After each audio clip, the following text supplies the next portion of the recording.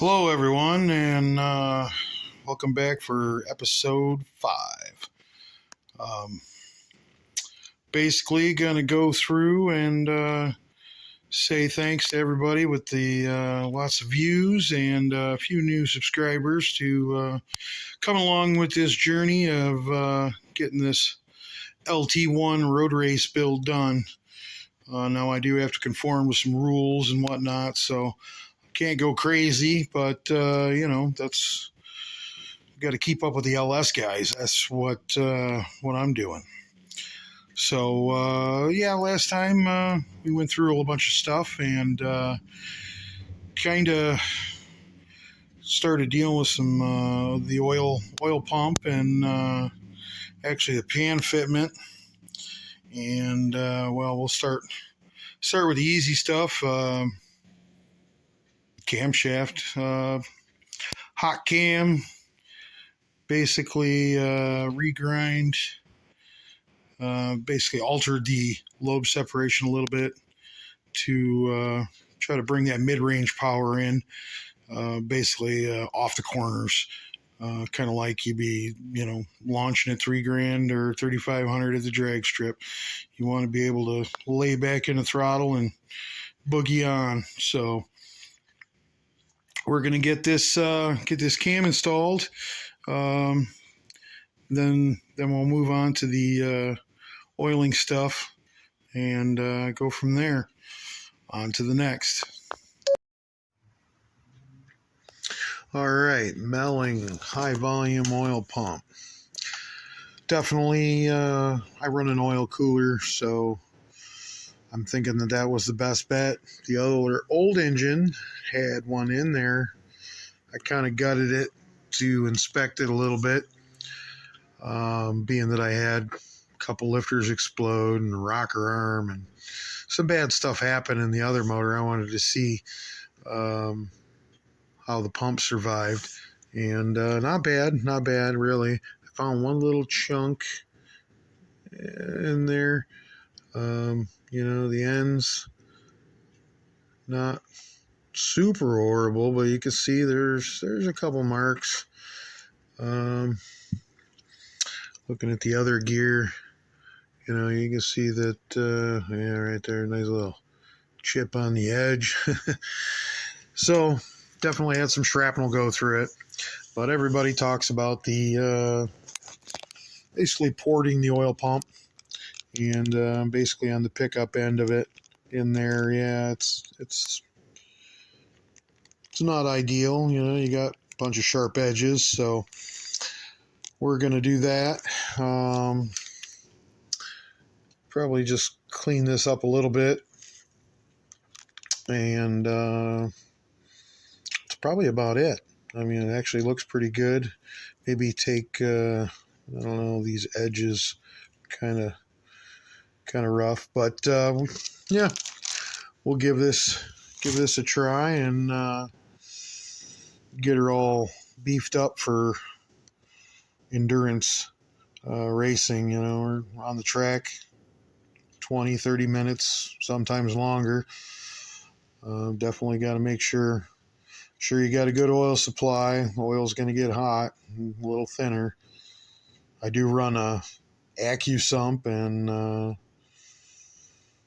if you don't know what that is, it's basically pressurized oil. So if your pressure drops below a certain amount, it starts feeding back into the system. But we hopefully not have any problems like that. We do have a road race oil pan. Got to clean it yet, but it's definitely got the kickouts on it and trap doors for the oil control.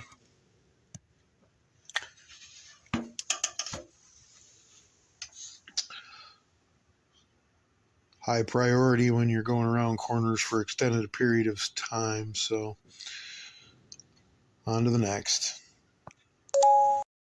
Okay, back to the oil pump porting. We finished up out of the wash tub and oiled everything down. After spending a little time grinding on it, Got a little burr bit here we use. We got a little Harbor Freight little mini grinder. Cleaned it with this brush, and the old DeWalt sand roll. Started at the top, cleaned that up a little bit, made it look pretty.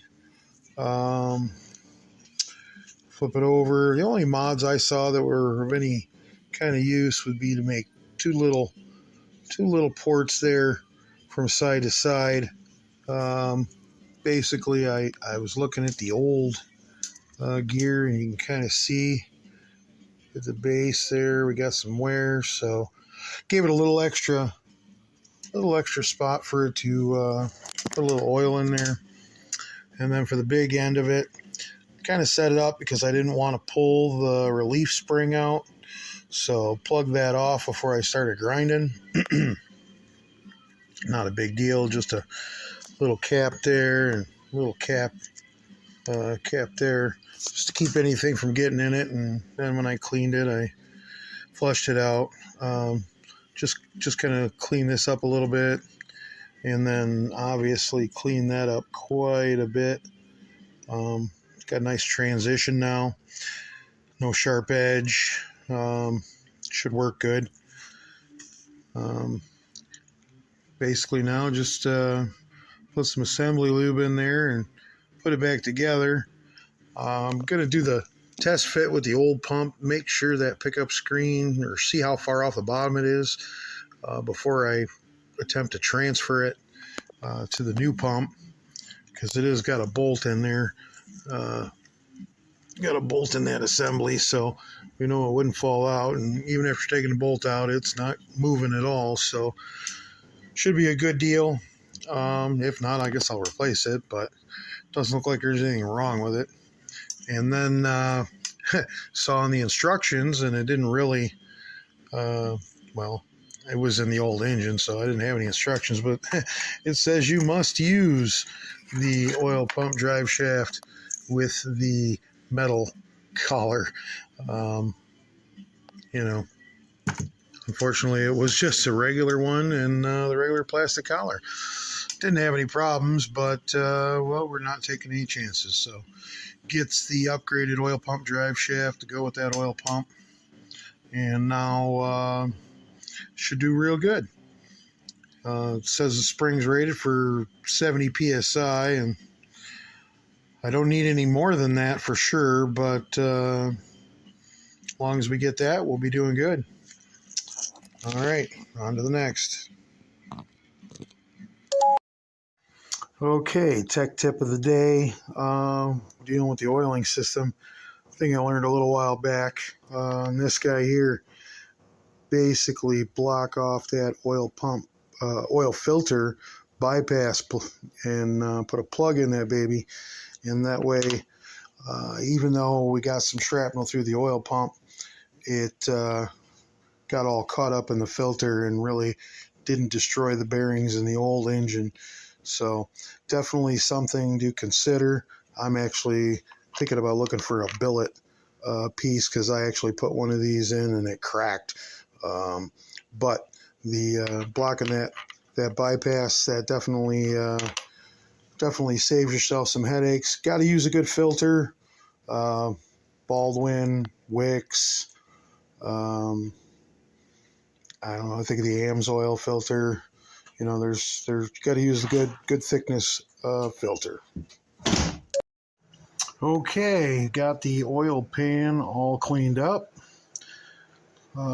Still got to do the baffles, but got all crunchy, crusty. Anything I could spray and wash and get out of there, make sure there's no debris.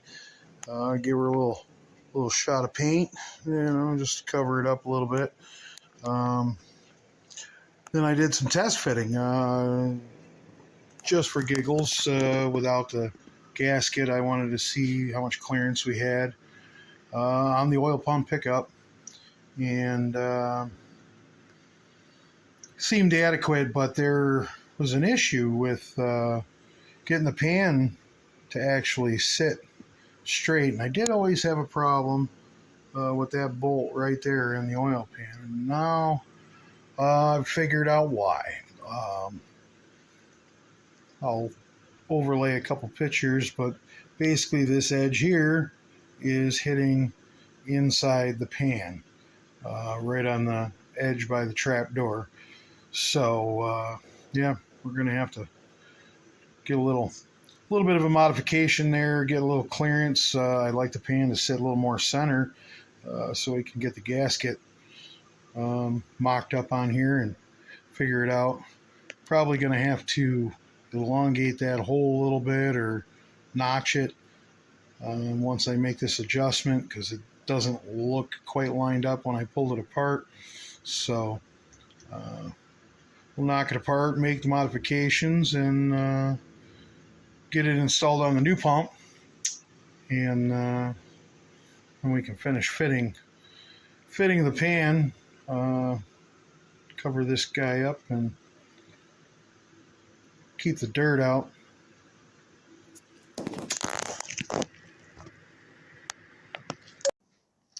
Tool tip for the day. When I was looking inside the oil pan, I was using this little guy. I'm doing a little recharge since this sits a lot, but Wi-Fi borescope, HD Wi-Fi borescope.